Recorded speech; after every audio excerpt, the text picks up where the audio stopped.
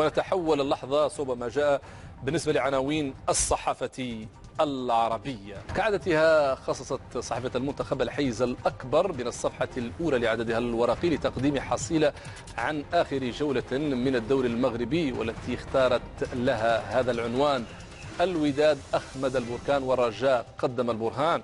وفي التفاصيل كتبت المنتخب أن الوداد البيضاوي نجح في عبور حقل الألغام عندما أوقف سلسلة رائعة لنهضة بركان بالفوز عليه بهدف والانفراد بالصدارة في وقت نجح فيه الرجاء في تحقيق الفوز الرابع على التوالي، وكان على حساب فارس البوغاز اتحاد طنجة لينتزع المركز الثاني. أما الجيش قد واصل صحوته بإسقاط فارس النخيل الكوكب المراكشي مراكش.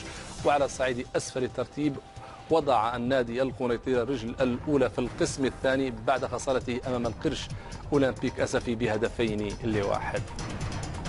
بالحساني جديد رونار في وديتي مراكش، عنوان نطالع تفاصيله في صحيفة المنتخب المغربية. الصحيفة أوضحت أن سعة إلياس بالحساني أحد أفضل المحترفين المغاربة بإيريديفيزي الدوري الهولندي قد دقت من خلال المؤشرات الطيبة والإيجابية التي حملتها ملاحظات وتقييمات الفرنسي باتريس بوميل مساعد مدرب المنتخب المغربي.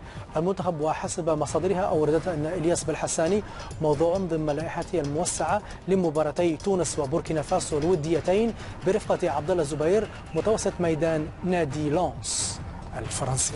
لا تنسوا الاشتراك بالقناة عبر الضغط على الزر الأحمر المتواجد أسفل الفيديو، أو انقر على الاشتراك من هذه الأيقونة أسفل الفيديو على اليمين.